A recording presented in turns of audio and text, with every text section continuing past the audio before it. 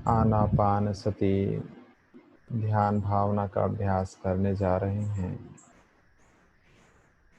पीठ सीधी रखें, गर्दन सीधी रखें, आंखें बंद रखें। बाएं हाथ के ऊपर दाहिना हाथ, दोनों हाथों के अंगूठे एक दूसरे के स्पर्श करते हुए पूरा ध्यान नासिका के द्वारों पर रखें। होठ के ऊपरी भाग, होठ का ऊपरी हिस्सा और नासिका का सामने वाला भाग,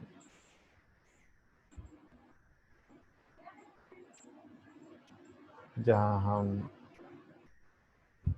श्वास ले रहे हैं, श्वास छोड़ रहे हैं, उस हिस्से पर पूरा ध्यान केंद्रित रखें। श्वास आ रही है तो आ रही है जाने, श्वास जा रही है तो जा रही है जाने। आते जाते श्वास के प्रति सचेत, आते जाते श्वास के प्रति जागरूक। पूरा ध्यान नासिका के द्वारों पर। श्वास आ रही है, श्वास जा रही है, श्वास आ रही है तो आ रही है जाने, श्वास जा रही है तो जा रही है जाने। आते जाते श्वास के प्रति सचेत, आते जाते श्वास के प्रति जागरूक। पूरा ध्यान नासिका के द्वारों पर। एक एक श्वास के प्रति सचेत रहें। एक एक श्वास के प्रति जागरूक रहें। एक एक श्वास के प्रति होश रखें। यदि दाहिने नासिका के द्वारों से यदि श्वास अंदर आ रही है तो दाहिने नासिका के द्वारों से श्वास अंदर आ रही है, ऐसा जाने। बाएं नासिका के द्वारों से यदि श्वास अंदर आ रही है तो बाएं नासिका के द्वारों से श्वास अंदर आ रही है, ऐसा जाने।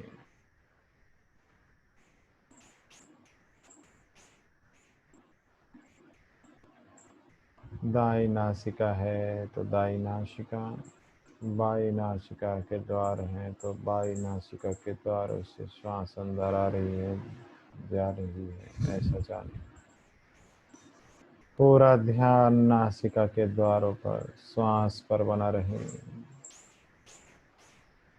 एक एक श्वास के प्रति सचेत, एक एक श्वास के प्रति जागरूक। लंबी श्वास चल रही है तो लंबी श्वास चल रही है, ऐसा जानिए। धीमा श्वास चल रहा है तो धीमा श्वास चल रहा है, ऐसा जानिए। छोटी श्वास चल रही है तो छोटी श्वास चल रही है, ऐसा जानिए। जैसा भी श्वास है वैसा ही जाने। एक एक श्वास के प्रति सचेत, एक एक श्वास के प्रति जागरूक। पूरा ध्यान नासिका के द्वारों पर।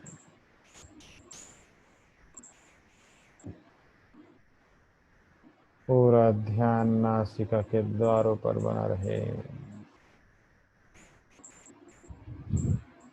श्वास आ रही है,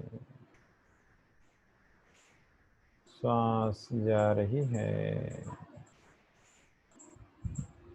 श्वास आ रही है,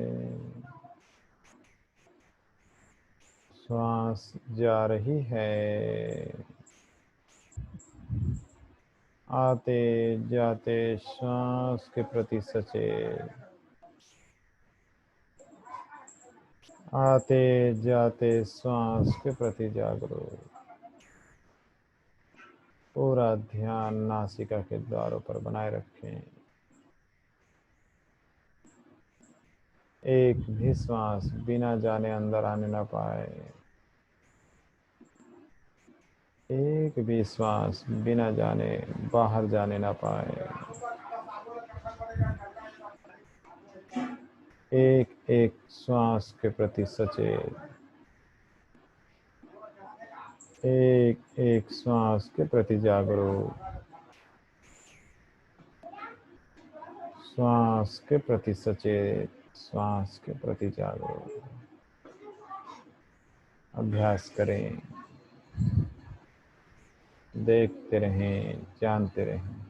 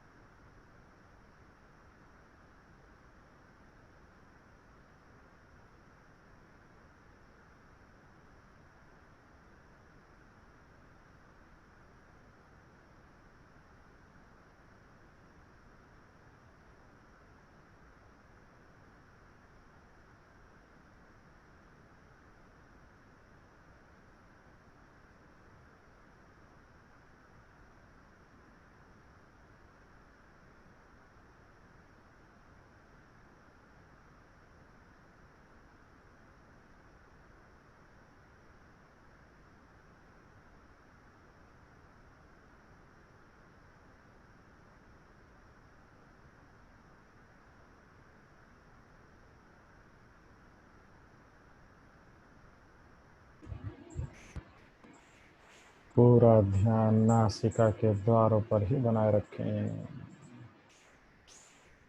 मन में किसी भी प्रकार के विचार उत्पन्न ना करें। बाह्य आवाज़ों के प्रति ध्यान न दें।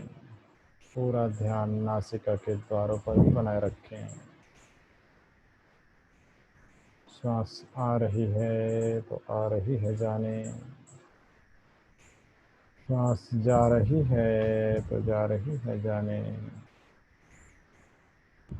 आते जाते श्वास के प्रति सचेत। आते जाते श्वास के प्रति जागरूक। एक एक श्वास को देखते रहें। एक एक श्वास को जानते रहें। जानते रहें, देखते रहें।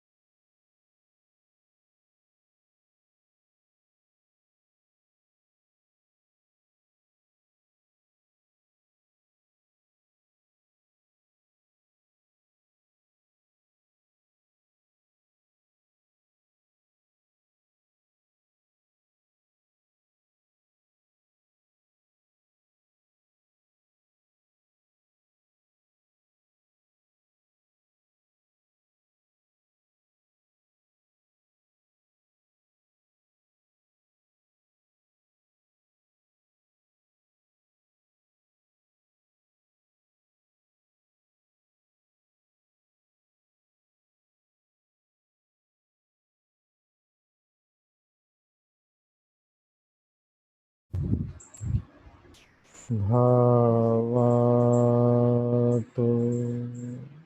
सर्व मंगलम् भवतु सर्व मंगलम् भवतु सर्व मंगलम् साधु साधु साधु। सुखी हो, निरोगी हो, सुखी हो।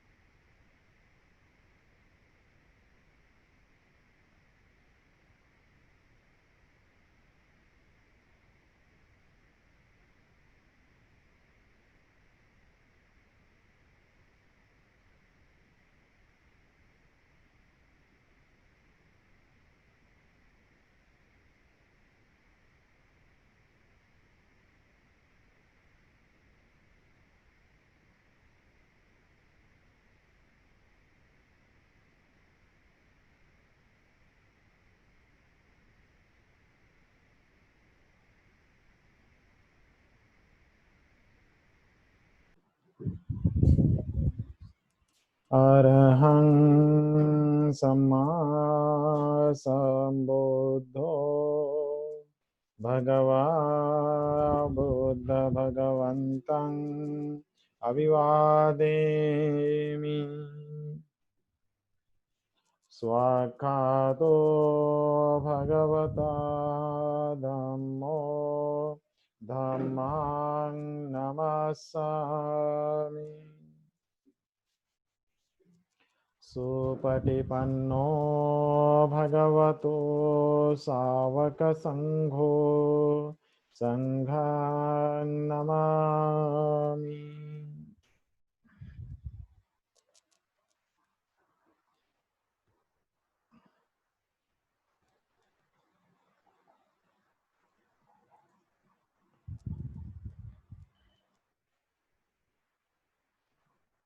नमो तस्स भगवतो अरहतो सम्मा सम्बुद्धस्स। नमो तस्स भगवतो अरहतो सम्मा सम्बुद्धस्स। नमो तस्स भगवतो अरहतो सम्मा सम्बुद्धस्स। बुद्धं शरणं गच्छामि धम्मं शरणं गच्छामि संघं शरणं गच्छामि द्वितीयंपि बुद्धं शरणं गच्छामि द्वितीयंपि धम्मं शरणं गच्छामि द्वितीयंपि संघं शरणं गच्छामि तृतीयंपि बुद्धं शरणं गच्छामि तृतीयंपि धम्मं शरणं गच्छामि तृतीयंपि संघं शरणं गच्छामि। इतिपिसो भगवारहं सम्मा सम्बुद्धो विद्याचरणसम्पन्नो सुगतो लोकविदु अनुत्तरो पुरीशधम्मसारथि तथा देवमनुस्सानं बुद्धो भगवाति बुद्धं जीवितपर्यन्तं शरणं गच्छामि स्वाख्यातो भगवता धम्मो संदिट्ठिको अकालिको एहि पस्सिकोपनायिको पच्यतां वेदितव्यो विඤ्युहीति धम्मं जीवितपर्यन्तं शरणं गच्छामि सुपटिपन्नो भगवतो सावकसङ्घो उजुपटिपन्नो भगवतो सावकसङ्घो यायपटिपन्नो भगवतो सावकसङ्घो सामीचिपटिपन्नो भगवतो सावकसङ्घो यदिदं चत्तारि पुरुषयुगानि अट्ठपुरुषपुद्गला एष भगवतो सावकसङ्घो आहुनय्यो पाहुनय्यो दक्षिणय्यो अञ्जलिकरणीयो अनुत्तरं पुण्यक्षेत्रं लोकसाति संघं जीवितपर्यन्तं शरणं गच्छामि वन्दामि चेति यं सब्बं सब्बठानेषु प्रतिष्ठितं शारीरिकधातु महाबोधि बुद्धरूपं सकलं सदा यस्य मूले निसिन्नो वा सब्बारिविजयं अका पत्तो सब्बयुतं सत्था वन्दे तं बोधिपादपान् इमे हेते महाबोधि लोकनाथेन पूजिता अहं पीते नमस्सामि बोधिराजा नमस्तुते इमाय धम्मानुधम्मपटिपत्तिया बुद्धं पूजेमि इमाय धम्मानुधम्मपटिपत्तिया धम्मं पूजेमि इमाय धम्मानुधम्मपटिपत्तिया संघं पूजेमि अद्द इमाय पटिपत्तिया जाति जरा मरणं परिमुञ्चसामि इमिना पुण्यकम्मेन मामे बालसमागमो सतं समागमो होतु यावनिब्बानपत्तिया देवो वसतु कालेन स्वस्य सम्पत्तिहेतु च पीतो भवतु लोको च राजा भवतु धम्मिको इमाय बुद्धपूजाय कथाय शुद्धचेतसा चिरं तिष्ठन्तु सद्धम्मो लोकोऽन्तु सुखी सदा इमाय धम्मपूजाय कथाय शुद्धचेतसा चिरं तिष्ठन्तु सद्धम्मो लोकोऽन्तु सुखी सदा इमाय संघपूजाय कथाय शुद्धचेतसा चिरं तिष्ठन्तु सद्धम्मो लोकोऽन्तु सुखी सदा सर्वपापस्य करणं कुशलस्य उपसम्पदा सचित्तपर्योदपणम् एतं बुद्धानुशासनं साधु साधु साधु बुद्धं नमामि धम्मं नमामि संघं नमामि।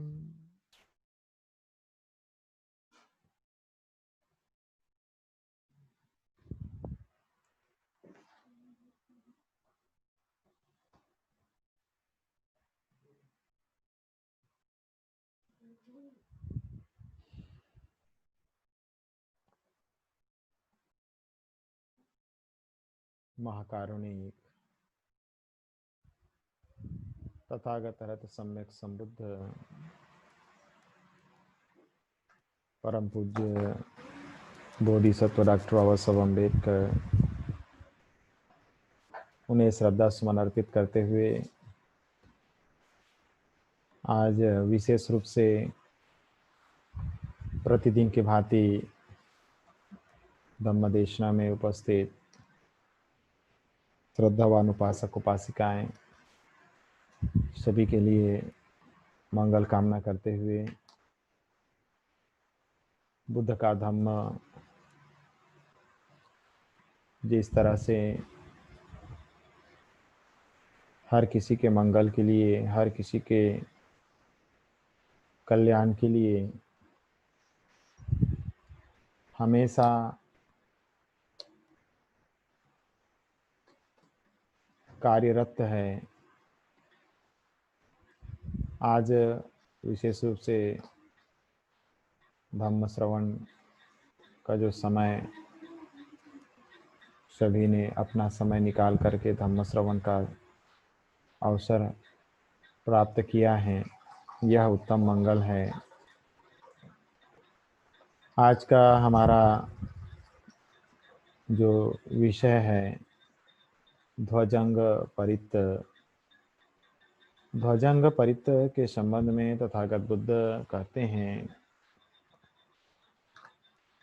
एक बार तथागत भगवान बुद्ध अनाथ पिंडक के जेठवनाराम विहार में रुके थे। उस समय तथागत बुद्ध ने भिक्षु संघ को एक जगह आने के लिए एकत्रित किया, एक जगह आने के लिए कहा, और जब भिक्षु संघ एक जगह एकत्रित हो गया तब तथागत बुद्ध ने भिक्षु संघ को इस बात को अवगत कराने का प्रयास किया कि उन्हें अपने जीवन में किस तरह से आचरण करना है, किस तरह से अभ्यास करना है, किस तरह से जीवन यापन करना है। आज हम उसी के विषय में अपने जीवन के लिए, अपने अभ्यास के लिए ये जो सूत्र हम ध्वजंग सूत्र ले रहे हैं, इस सूत्र का जो अभ्यास का जो पार्ट है उसे हम जानने का, समझने का प्रयास करेंगे। तथागत बुद्ध कहते हैं कि हे भिक्षुओं, पूर्व में देव और असुरों का एक बहुत बड़ा संग्राम हुआ, और इस देव असुर के संग्राम में जो मुख्य किरदार निभा रहे थे वो उसमें से जो देवेंद्र शक उसका प्रमुख था, और उसके साथ साथ प्रजापति, वरुण और ईशान, ये तीन और देव शामिल थे। और तीनों देवों के साथ में चौथा शक्रदेव जो था, वह चारों मिलकर के असुरों के संहार के लिए एक युद्ध की टुकड़ी बनाते हैं, और उसमें एक एक टुकड़ी को एक एक झंडा के रूप में उन्हें ध्वज एक प्रदान करते हैं। और वो जो ध्वज होता है, वो ध्वज को लेकर के उन्हें ये अवगत कराया जाता है कि हम युद्ध क्षेत्र में जब हम जाएंगे तो हमें इस बात का ध्यान रखना है। ऐसा शक्र जो देव है वह अन्य देवों को कहता है और यह कहता है कि यदि तुम्हें अपने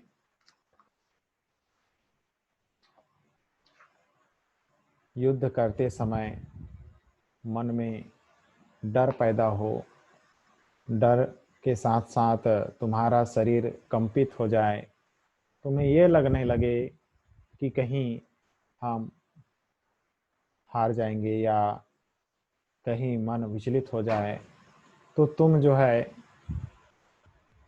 जो देव शक्र देव है, उसका जो ध्वज है उसे देखना। यदि तुम उस ध्वज को देखोगे तो तुम्हारा जो सारा भय जो निर्माण हुआ है वह नष्ट हो जाएगा। तुम अपने मन से जो रोमांचित हो चुका है वह मन विचलित नहीं होगा और इस तरह से तुम अपने इस युद्ध के जो कार्य के लिए जा रहे हो उससे तुम विचलित नहीं होगे। इस तरह से शक्र देव कहता है। साथ ही साथ यह कहता है कि यदि यह ध्वज नहीं दिखे तो प्रजापति देव, देव प्रजापति का जो देव का जो ध्वज है उसे देखना। और यदि प्रजापति का ध्वज दिखता है तो तुम्हें कोई भय नहीं होगा, कंपित नहीं होंगे, मन में रोमांच निर्माण नहीं होगा, मन विचलित नहीं होगा। इस तरह से जो शक्रदेव है वह बाकी जितने भी लोग हैं उनको, उनकी सेनाओं को यह अवगत कराता है। साथ ही साथ यदि प्रजापति का ध्वज नहीं दिखे तब क्या करना चाहिए? तब प्रजापति का यदि ध्वज नहीं दिखता है तो देव वरुण का जो ध्वज है उसे देखें और उसको देखने से आपके अंदर किसी प्रकार का भय, किसी प्रकार का रोमांच, किसी प्रकार का चिंता निर्माण नहीं होगा, ऐसा कहा जाता है। यदि वरुण का भी ध्वज नहीं दिखे तब ईशान का जो ध्वज है, ईशान देव का जो ध्वज है उसे देखें। और यदि आप ईशान देव का ध्वज देख लेते हैं तो आपका भय नष्ट हो जाएगा, आपके अंदर कोई चिंता नहीं निर्माण होगी और आपके अंदर का जो भ्रम है वह नष्ट हो जाएगा। इस तरह से जो देव शक्र है वह देवासुर संग्राम में कहता है। लेकिन तथागत बुद्ध कहते हैं क्या इतना कह देने मात्र से क्या वास्तव में उनका भय, उनका रोमांच नष्ट हो जाएगा, होगा या नहीं होगा? हो भी सकता है और नहीं भी हो सकता। इस तरह से तथागत बुद्ध कहते हैं। और उसके बाद तथागत बुद्ध कहते हैं कि जिस तरह से देवेंद्र, शक, देवराज प्रजापति, देवराज वरुण, देवराज ईशान, ये जो ध्वज अवलोकन करने से जो भय, रोमांच होने से वो दूर हो जाएंगे या वे निर्भय होकर के लड़ेंगे, तो इसके संबंध में तथागत बुद्ध कहते हैं कि ऐसा होगा भी या नहीं होगा। तो यह बुद्ध कहते हैं ऐसा हो भी सकता है और नहीं भी हो सकता, क्योंकि जो देव इंद्र की बात हो रही है, शक्र की बात हो रही है और प्रजापति की बात हो रही है, वरुण की बात हो रही है और ईशान की बात हो रही है, तो ये जो देव हैं तथागत बुद्ध कहते हैं कि ये जितने भी देव हैं तो सबसे पहली बात तो यह है कि वे राग युक्त हैं, दूसरा द्वेष युक्त हैं, मोह युक्त हैं, डरपोक हैं, स्तंभित हैं और घबराकर भाग जाने वाले हैं। ये इनका जो बिहेवियर है, इनका जो आचरण है, इनका जो आदत है, वो इस तरह का आदत है, लेकिन वो सेना को ये अवगत करा रहे हैं कि यदि तुमको ये ध्वज नहीं दिखता तो ये ध्वज देख करके तुम लड़ो, ये ध्वज नहीं दिखता तो ये ध्वज देख करके लड़ो, ये ध्वज नहीं दिखता तो ये ध्वज देख के लड़ो। इस तरह का जो उनके अंदर देवासुर संग्राम के जो समय है, देवासुर संग्राम का जो मतलब देव और असुरों के बीच जो संघर्ष हुआ, युद्ध हुआ, लड़ाई हुआ, देव का मतलब आप समझ गए इस शब्द से, और असुर का मतलब भी आप इस शब्द से समझ जाए। तो इन दोनों के बीच जो है लड़ाई होता है, और उसमें जो बातें होती हैं कि युद्ध में कैसे किसको जो प्रमुख दायित्व दिया गया है, और उसको दायित्व को उस ध्वज को ध्यान में रखते हुए, यदि वो ध्वज दिखता है तो लड़ता रहना है, नहीं ध्वज दिखता है तो दूसरे ध्वज को देख करके लड़ाई लड़ना है, तीसरे ध्वज को देख करके लड़ाई लड़ना है, चौथे ध्वज को देख करके लड़ाई लड़ना है। इस तरह से मनोबल को मजबूत करने के लिए ये ध्वज को वहां पर प्राथमिकता दिया जाता है।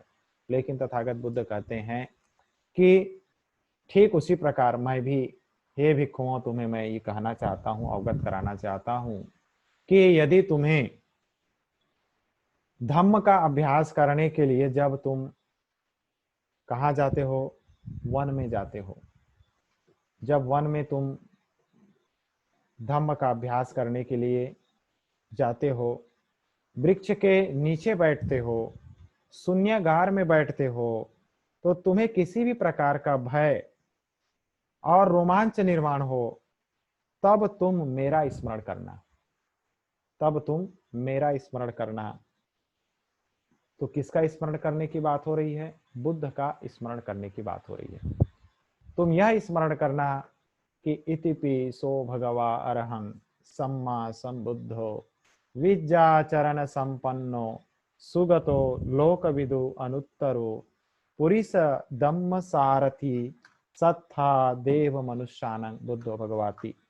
तुम यह भावना करना, यह मन में अपने आप के यह विचार निर्माण करना कि तथागत जो बुद्ध हैं वह अरहंत हैं, वह सम्यक संबुद्ध हैं, वह विद्या और आचरण से युक्त हैं, वह सुगति को प्राप्त हैं, वह लोकविदु हैं, वह अनुत्तर है, वह पुरुषों को और देवताओं के शास्ता हैं, वह मन को सही दिशा में दमन करते हुए वह उन सभी चीजों के लिए सामर्थ्यवान हैं, और साथ ही साथ वे बुद्ध हैं, भगवान हैं।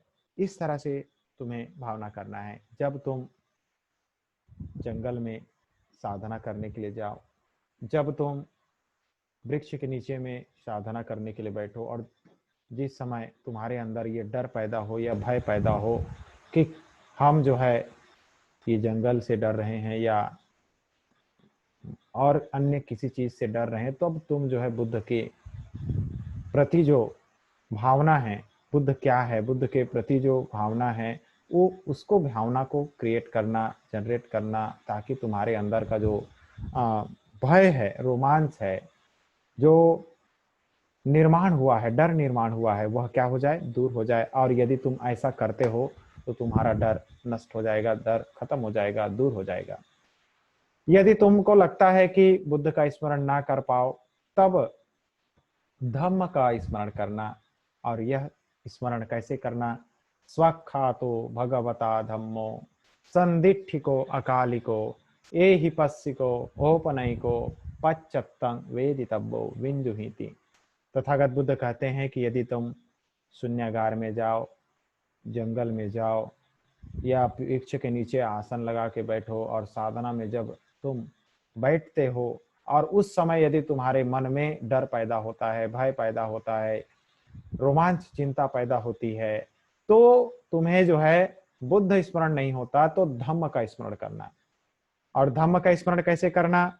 कि भगवान बुद्ध का जो धम्म है वो भली प्रकार से बताया गया है, भली प्रकार से कहा गया है।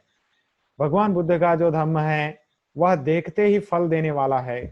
भगवान बुद्ध का धम्म तुरंत फलदायी है। भगवान बुद्ध का धम्म आओ और देख लो कहने योग्य है। भगवान बुद्ध का धम्म निर्वाण तक ले जाने वाला है। भगवान बुद्ध का धम्म विद्वान पुरुषों द्वारा स्वयं जानने योग्य है। इस तरह से भावना करना, और यदि तुम इस तरह से भावना करोगे तो तुम्हारे अंदर का जो भय है, तुम्हारे अंदर का जो डर निर्माण हुआ है, वह डर और भय नष्ट हो जाएगा, दूर हो जाएगा। तब तथागत बुद्ध फिर भिक्षु संघ को कहते हैं कि हे भिक्षुओं, यदि तुम्हें बुद्ध का भी स्मरण ना हो, धम्म का भी स्मरण ना हो, तो संघ का स्मरण कर लेना। तो संघ का स्मरण करने से तुम्हारे अंदर जो भय डर निर्माण हुआ है, वह डर भय निर्माण खत्म हो जाएगा। तो कैसे स्मरण करना? तो सुपटिपन्नो भगवतो सावक संघो, उजुपटिपन्नो भगवतो सावक संघो, यायपटिपन्नो भगवतो सावक संघो, सामिचिपटिपन्नो भगवतो सावक संघो, यदिदं चत्तारि पुरुष युगानि अट्ठ पुरुष पुग्गला, एष भगवतो सावक संघो, आहुनय्यो पाहुनय्यो दक्षिणय्यो अंजलिकरणियो अनुत्तरं पुण्यक्षेत्रं लोकस्साति। इस तरह से तुम भावना करना, स्मरण करना, ताकि तुम्हारे अंदर के जो डर है भय है वह नष्ट हो जाए। ऐसा करने से तुम्हारे अंदर का जो डर भय नष्ट हो जाएगा। तो इस तरह से तथागत बुद्ध कहते हैं कि संघ का भावना करना। तो संघ का भावना का तात्पर्य, भगवान बुद्ध का श्रावक संघ सुपटिपन्न है, अच्छे रास्ते पर अच्छा कार्य कर रहा है, इस तरह से भावना करना। बुद्ध का जो श्रावक संघ है वह सरल और सीधे मार्ग पर चल रहा है, ऐसा भावना करना। बुद्ध का श्रावक संघ जो है ज्ञान के मार्ग पर चल रहा है, ऐसा भावना करना। बुद्ध का श्रावक संघ सभी प्रकार के जितने भी अच्छे गुण हैं, अच्छे कार्य हैं, उन कार्यों को करने के क्षेत्र में कार्य कर रहा है, ऐसा भावना करना। यह जो श्रावक संघ है उसमें 8 प्रकार के पुरुष पाए गए हैं, 4 प्रकार के युगल पाए गए हैं, और यह जो श्रावक संघ है निमंत्रण करने योग्य है, यह जो श्रावक संघ है सत्कार करने योग्य है, यह जो श्रावक संघ है दान देने योग्य है, यह जो श्रावक संघ है प्रणाम करने योग्य है, यह जो श्रावक संघ है यह संसार के लिए पुण्य का खेती करने के योग्य है। इस तरह से भावना करके तुम जो है अपने अंदर में जो भय निर्माण हुआ है, डर निर्माण हुआ है, रोमांच निर्माण हुआ है, चिंता निर्माण हुई है, ये सब से तुम मुक्त हो सकते हो। तुम अपने आप को इस तरह की भावना रखोगे तो तुम्हारे अंदर के जो भी डर है, जो भी भय है, जो भी चिंता है जो निर्माण हुई है साधना करने के समय, वह साधना के समय की जितनी भी बाधाएं हैं, यदि तुम संघ की भावना कर लोगे तो तुम्हारे अंदर के सारे भय डर नष्ट हो जाएंगे, दूर हो जाएंगे। तब तथागत बुद्ध फिर कहते हैं, क्या तुम्हें बुद्ध धम्म और संघ पर भरोसा है? क्या सही में ऐसा हो जाएगा? तो तथागत बुद्ध कहते हैं कि यह अवश्य ही होगा, क्योंकि बुद्ध जो है वह सम्यक संबुद्ध है, वह वित्तरागी है, वित्त दोषी है, वित्त मोही है, निर्भीक है, और किसी भी प्रकार के त्रास, किसी प्रकार के दुख में नहीं है, वह उससे मुक्त है। वह राग अग्नि से मुक्त है, द्वेष अग्नि से मुक्त है, मोह अग्नि से मुक्त है। किसी भी प्रकार की तृष्णा उसके पास नहीं है, सभी तृष्णाओं से मुक्त है। किसी भी प्रकार के विकार उसके जीवन में नहीं है। इसलिए मैं ये कहता हूँ कि यदि तुम साधना करने के लिए जब बैठो तो तुम बुद्ध के प्रति यह भावना करते हुए बैठना, और यदि बुद्ध का स्मरण ना कर सको तो धम्म का भावना करने का कार्य करना।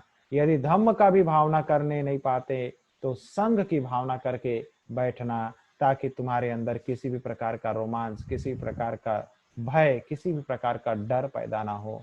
यदि तुम्हें इस तरह से किसी प्रकार का डर लगता है, भय लगता है साधना करते समय कुछ ऐसी अवांछनीय तुमको डर पैदा हो जाए, और ऐसे समय में तुम्हें बुद्ध के प्रति, धम्म के प्रति, संघ के प्रति स्मरण करना, और इस स्मरण करने से तुम्हारे अंदर के सारे विकार नष्ट हो जाएंगे। क्योंकि बुद्ध का जो गुण है, धम्म का जो गुण है, संघ का जो गुण है वह हर किसी के लिए एक बराबर है, एक समान है, एक जैसा है। और कोई भी इंसान, कोई भी मनुष्य यदि साधना के लिए इस तरह से भावना करते हुए वह अभ्यास करेगा, बैठेगा, तो उसके जीवन के सारे भय, चिंता और डर ये क्या हो जाएंगे, नष्ट हो जाएंगे। तो इस तरह से तथागत बुद्ध ने इस भुजंग सूक्त में यह अवगत कराने का प्रयास किया, जिस तरह से हम सभी साधना करते हैं, प्रैक्टिस करते हैं, आनापान सति का अभ्यास करते हैं या विपश्यना का अभ्यास करते हैं, काया को देखने का, वाचा को, मन को देखने का, वेदनाओं को देखने का और चित्त को देखने का, साथ ही साथ हम धम्मा को देखने का जो कार्य करते हैं, यदि इस तरह से जब साधना हम कर रहे हैं तो हमारे अंदर यदि रोमांस पैदा होता है, डर पैदा होता है, भय पैदा होता है, तब हमें यदि किसी पर बिलीव है, तो किसी पर विश्वास है, तो वह कौन है? इसको तथागत बुद्ध ने कहा, वह बुद्ध पर बिलीव करना, धम्म पर बिलीव करना, संघ पर बिलीव करना, विश्वास करना। और इस बुद्ध धम्म संघ पर यदि हम विश्वास करके अपने आप को उद्योग करते हैं, अपने आप को साधते हैं, अपने आप को, मन को जीतने का, काया को संवर करने का, मन को संवर करने का और वाणी को संवर करने का जो कार्य करते हैं, उस साधना में यदि कोई बाधा आती है तो इस तरह का मन भावना निर्माण करना चाहिए। और यदि हम इस तरह की भावना निर्माण करते हैं तो इसका जो लाभ है, इसका जो फल है, वह हमको हासिल होता है और प्राप्त होता है। इस तरह से तथागत बुद्ध ने इस सूत्र में अवगत कराया।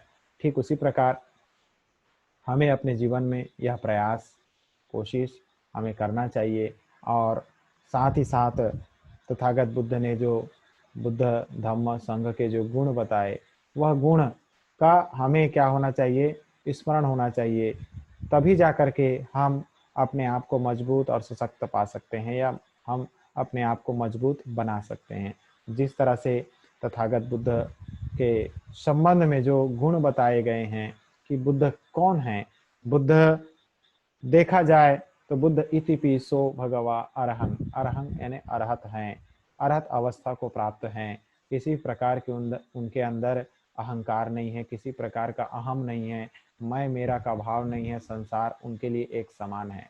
उनके अंदर किसी भी प्रकार से देखा जाए तो ना तो राग है, ना तो द्वेष है, ना तो मोह है। राग अग्नि शांत है, द्वेष अग्नि शांत है, मोह अग्नि शांत है। तो जिस व्यक्ति के अंदर राग अग्नि, द्वेष अग्नि, मोह अग्नि सभी चीज क्या हो गई, शांत हो गई है, नष्ट हो गई है, तो वह व्यक्ति अरहत अवस्था को क्या किया हुआ है, हासिल किया हुआ। और मैं मेरा का जो भाव है, अहंकार की भावना है, वह उनके अंदर नहीं है। तो इस तरह से वह अरहत हैं। दूसरा, बुद्ध जो हैं वो सम्यक संबुद्ध हैं। सभी प्रकार के जितने भी ज्ञान की अवस्थाएं हैं, उन्होंने उनको हासिल किया हुआ है, समझा हुआ है, जाना हुआ है।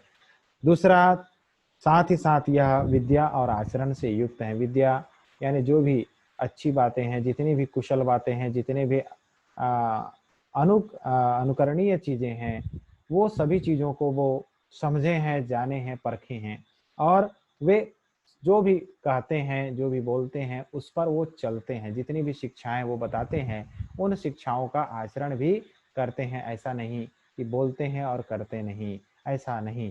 तो बुद्ध जो है वह आचरण में भी उसी तरह का आचरण अभ्यास करते हैं, इसलिए वो बुद्ध हैं। वह सुगति को प्राप्त है। सुगति को प्राप्त करने का मतलब वे कभी दुर्गति में नहीं जा सकते, क्योंकि उन्होंने अपने जीवन में सुगति का जो कार्य है, कुशल कार्य है, अकुशल कार्य है, अकुशल कार्य को छोड़ करके कुशल कार्यों को उन्होंने क्या किया है, संपादित किया है। और अपने जीवन में ऐसा कोई भी अकुशल कर्म अपने जीवन में नहीं किया, इसलिए वो सुगति को प्राप्त हैं। और जो भी बुद्ध होगा वह सुगति का ही रास्ता को चुनेगा, वह कोई भी दुर्गति का कार्य, कोई भी दुर्गति का मार्ग को नहीं अपनाएगा। किसी प्रकार के गलत कर्मों को वो प्राथमिकता नहीं देगा, किसी प्रकार के गलत कर्मों को जीवन में नहीं करेगा। तो इस तरह से हम बुद्ध को पहचान सकते हैं या बुद्ध को देख सकते हैं। साथ ही साथ बुद्ध जो हैं लोकविद यानी कि संसार में जो मनुष्य जाति है, मनुष्य के जो मन में किस तरह की कार्य प्रणाली चल रही है, संसार को वो किस तरह से बना रहे हैं, किस तरह से पारिवारिक संसार बनाया जा रहा है, किस तरह से व्यक्तिगत जीवन निर्माण किया जा रहा है, चित्त में किस तरह की प्रवृत्तियां बनती हैं, इन सभी को वो जानने वाले हैं। साथ ही साथ जो बुद्ध है वो अनुत्तर है। अनुत्तर का मतलब अतुलनीय है, उसे उनसे किसी की तुलना नहीं की जा सकती। यदि कोई उनके जैसा बनना चाहता है तो उनके गुणों को धारण करके ही वह उनके जैसा बन सकता है, अन्यथा उनके जैसा बनने का जो प्रोसेस है ऐसे ही नहीं हो सकता। वह अतुलनीय है, अनुत्तर है। उनको हमें सीखने, समझने और उनके अनुरूप आचरण करने से ही हम उनके जैसा बन सकते हैं या उस अवस्था को हासिल कर सकते हैं। साथ ही साथ वे देव और मनुष्यों के भी शास्ता हैं।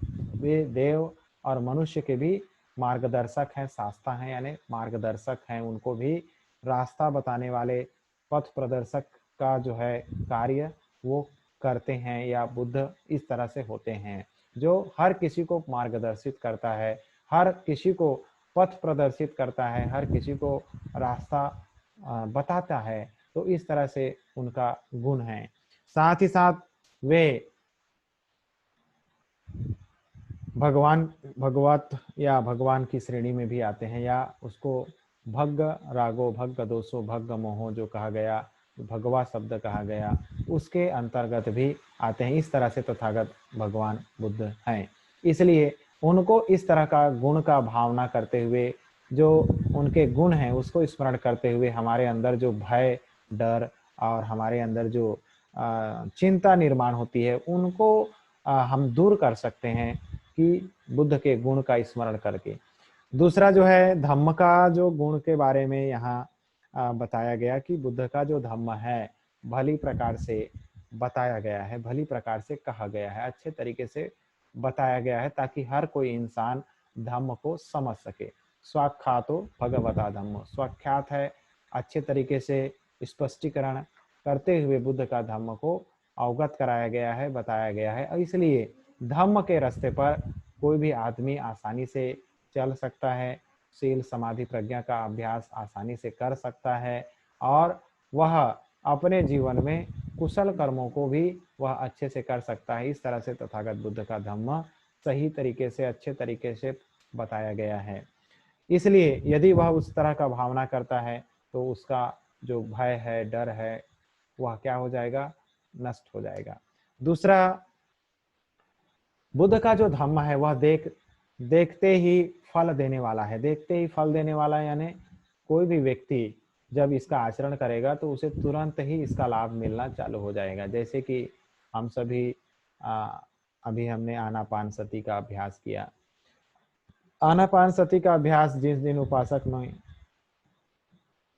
शुरुआत से लेकर के अंतिम अवस्था तक 7 बजे तक, 7 बजे के 1 मिनट थोड़ा सा ज़्यादा हुआ, 7 बज कर के 1 मिनट तक जिन्होंने अच्छे से कुशल भावना से आनापानसती किया तो उनको जो है आनापानसती करने से जो लाभ हुआ या लाभ हुआ होगा उनको ही पता है। और जो भी व्यक्ति इस धम्म का एक अभ्यास करता है तो उसके जीवन में जो फायदा है, बेनिफिट है, वह तुरंत ही मिल ही जाता है।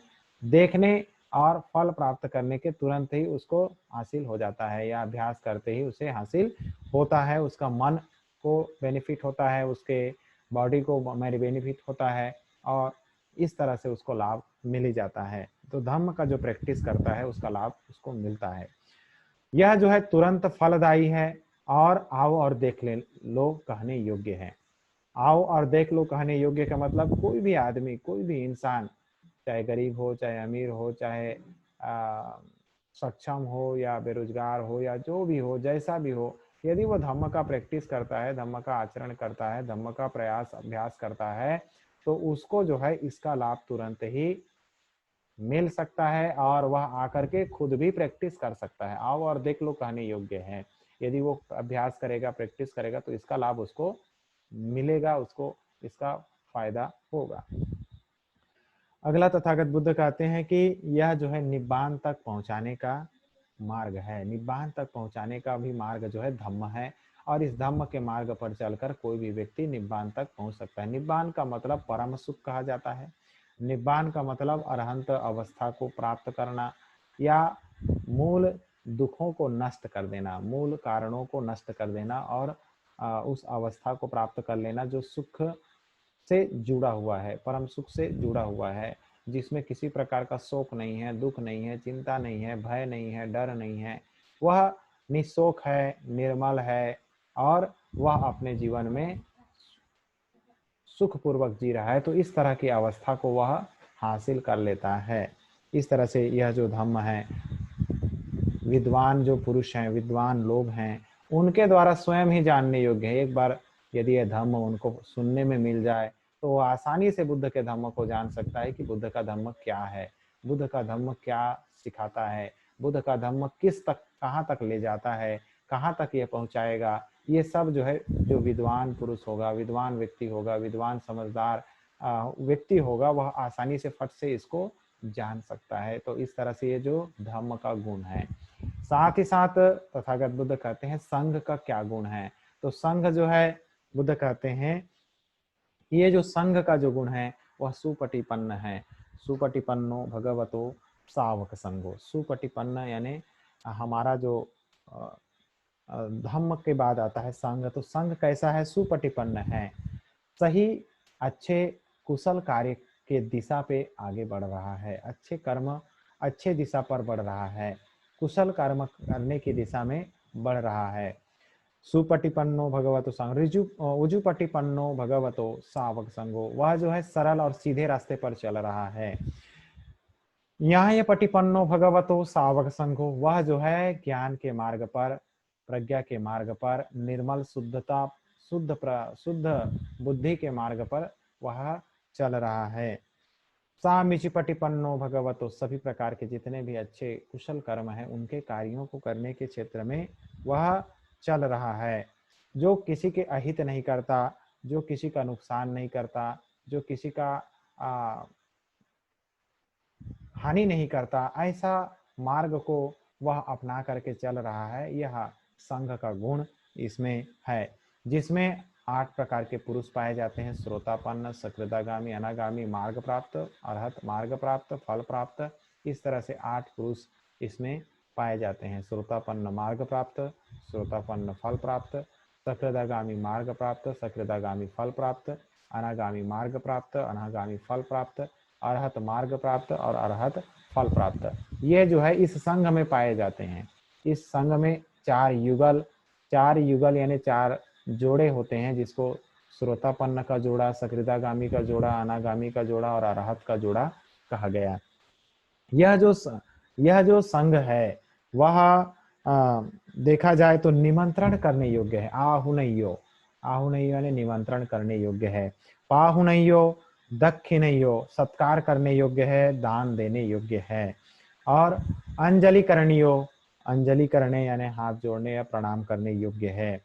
अनुत्तरंग पुण्य खेतंग लोकसाति, यह संसार में पुण्य का खेत है। यदि संघ को यदि कोई अपने जीवन में सुख लाभ प्राप्त करना चाहता है तो वह जो है एक बहुत बड़ा पुण्य का खेत है, जहाँ पर वह खेती कर सकता है और उसमें पुण्य का लाभ, उसको पुण्य का प्राप्ति जो है उस संघ का मार्गदर्शन में चलने से, संघ का मार्गदर्शन पे आचरण करने से वह पुण्यवान होते हुए अपने जीवन को सार्थक बना सकता है। तो इस तरह से संघ जो है, बुद्ध जो है, धम्म जो है, उसका यदि वो भावना कर करके अपने जीवन में अभ्यास करता है, जिसको बुद्धानुसति भी कहते हैं, धम्मानुसति भी कहते हैं, संघानुसति भी कहते हैं।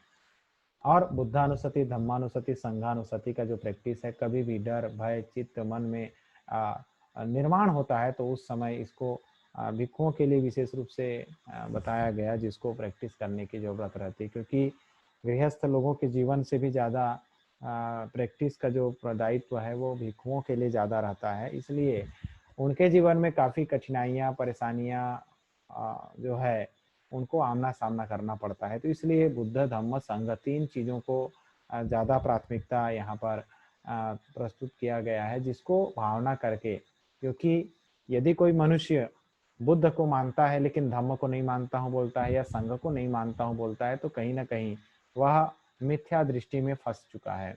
क्योंकि बुद्ध को मानने का मतलब बुद्ध के बाद तो धम्म ही आएगा, क्योंकि बुद्ध ने धम्म ही बताया, धम्म को ही सिखाने का काम किया, धम्म को ही बताने का काम किया, जो जीवन में कल्याणकारी है, जीवन में मंगलकारी है। बिना धम्म के बुद्ध कैसे हो सकता है? दूसरा, बुद्ध है तो धम्म भी होगा, और धम्म है तो बुद्ध ने संघ भी निर्माण किया, जो संघ उस धम्म के मार्ग पर कोई भी व्यक्ति चल रहा है, जैसे भिक्षु लोग या उपासक लोग या उपासिका लोग या भिक्षुनी लोग जो उस पर चल रहे हैं, तो एक संघ का क्या है, पार्ट है। संघ के अंतर्गत जो है चार अलग अलग इसमें पार्ट देखे गए हैं, जिसमें पहला जो है भिक्षु आता है, दूसरा भिक्षुनी आती है, तीसरा उपासक आता है, चौथा उपासिका आती है। तो इस तरह से भिक्षु, भिक्षुनी, उपासक और उपासिका जो धम्म का क्या करते हैं, प्रैक्टिस करते हैं, धम्म का अभ्यास करते हैं, धम्म को धारण करके अपने जीवन को बुद्ध के मार्गदर्शन के अनुरूप जीवन जीने का प्रयास करते हैं। तो इस तरह से जो है हम ये देख सकते हैं कि हमारे जीवन में भी हम यदि धम्म को सही तरीके से अभ्यास करते हैं, आचरण करते हैं, प्रैक्टिस करते हैं, तो इसका जो लाभ है वह हमको इससे प्राप्त हो सकता है। तो इस तरह से हम अपने जीवन में जो ध्वजांग सूत्र है, जिसमें तथागत बुद्ध ने बुद्ध, धम्म और संघ की अनुसूति, बुद्धानुसूति, धम्मानुसूति, संघानुसूति को यहाँ शामिल किया, जिसको हम अपने जीवन में भावना करके जब प्रैक्टिस कर रहे हैं या अभ्यास कर रहे हैं, तो प्रैक्टिस और अभ्यास का मतलब ये है, जब हम साधना करते हैं, जब हम साधना करते हैं का मतलब जब हम आनापानसति करते हैं या विपස්සना करते हैं या और भी बहुत सारी साधनाएं हैं, जैसे कि भिक्षु के जीवन में जो है 24 आवर प्रैक्टिस रहता है, 24 आवर जागरूकता निर्माण करना होता है, सुबह के समय में भी, दोपहर में भी, शाम को भी, रात को भी, पहली पहर में भी, दूसरी पहर में भी, तीसरी पहर में भी, ऐसा उनका जो रेगुलर रूटीन है वह एक अलग ही रहता है, जिसके वजह से उनके अंदर हो सकता है भय निर्माण हो, डर निर्माण हो जाए या और अन्य कोई भी चीज़ निर्माण हो जाए, तो उस समय ना डरें, वह धम्म, बुद्ध और संघ को स्मरण करेंगे तो उनके अंदर का जो भी डर भय है वह दूर हो जाएगा। इसलिए यह सूत्र को विशेष रूप से तथागत बुद्ध ने अनाथ पिंडक के जो जेतवनाराम विहार था वहाँ पर तथागत बुद्ध ने भिक्षु संघ को बताया। वही सूत्र को आज हम वर्षावास के निमित्त आप सभी को इसका जो विश्लेषण है वह आपको बता रहे हैं, ताकि आपको भी इस वर्षावास के जो कालखंड चल रहा है, इस वर्षावास में आप भी धम्म का अच्छे से प्रैक्टिस कर सकें, धम्म का अच्छा से अभ्यास कर सकें। जरूरी नहीं है कि आप 1 घंटा आनापान सति कर लिया, विपස්සना कर लिया तो काफ़ी है, ऐसा नहीं है। यह जो जीवन में जितना ज़्यादा आप प्रैक्टिस करेंगे उतना ज़्यादा प्योरिटी निर्माण होगी, जितना ज़्यादा अभ्यास करेंगे उतना ज़्यादा प्योरिटी, उतना ज़्यादा जागरूकता, उतना ज़्यादा अवेयरनेस हमारे अंदर निर्माण होगा। तो प्रैक्टिस करने में कभी भी कमी ना रखें, जितना ज़्यादा हो सके, जितना अच्छा हो सके, जितना मन आपका मन इसमें जितना अच्छा लग जाता है, वैसा आपको इसका प्रैक्टिस करते रहना चाहिए। तो इससे आपको लाभ होगा, इससे आपको जो मजबूती है, मानसिक मजबूती है वह हासिल होगा, और इससे जो है आप अपने लाइफ को और भी मजबूत बना सकते हैं, सशक्त बना सकते हैं, जिससे कि कभी भी आपके अंदर भय, डर और किसी प्रकार का रोमांच, किसी प्रकार की चिंता आपके अंदर नहीं आएगी। तो इस तरह से आप अपने जीवन में प्रैक्टिस करें, अभ्यास करें, धम्म का लाभ आपको हासिल हो, ऐसी सभी के लिए बहुत बहुत मंगल कामनाएं। सभी सुखी हों, सभी निरोगी हों, सभी स्वस्थ हों, सबका मंगल हो, सबका मंगल हो, सबका मंगल हो। भवतु सर्वमङ्गलं रक्षन्तु सर्वदेवता सर्वबुद्धानुभावेन सदा सुखी भवन्तु ते। भवतु सर्वमङ्गलं रक्षन्तु सर्वदेवता सर्वधर्मानुभावेन सदा सुखी भवन्तु ते। भवतु सर्वमङ्गलं रक्षन्तु सर्वदेवता सर्वसङ्घानुभावेन सदा सोत्ति भवन्तु ते दुःखपत्ता च निदुःख भयपत्ता च निर्भय शोकपत्ता च निःशोक हन्तु शब्देऽपि पाणिनो एतावता च अम्मेहि सभ्यतं पुण्यसम्पदां सब्बे देवानुमोदन्तु सब्बसम्पत्तिसिद्धिया दानं ददन्तु श्रद्धाय शीलं रक्षन्तु सर्वदा भावनाभिरता हन्तु गच्छन्तु देवतागता सब्बे बुद्धा बलपत्ता पच्चेकाङ्नं च यं बलान् अरहन्तानं च तेजेन रक्षं वन्दामि सर्वशो अभिवादनशीलस्य नित्यं बुधापचायिनो चत्तारो धम्म वर्धन्ति आयुवन्नो सुखं बलाम् साधु साधु साधु सुखी हो निरोगी हो सुखी हो बुद्धं नमामि धम्मं नमामि संघं नमामि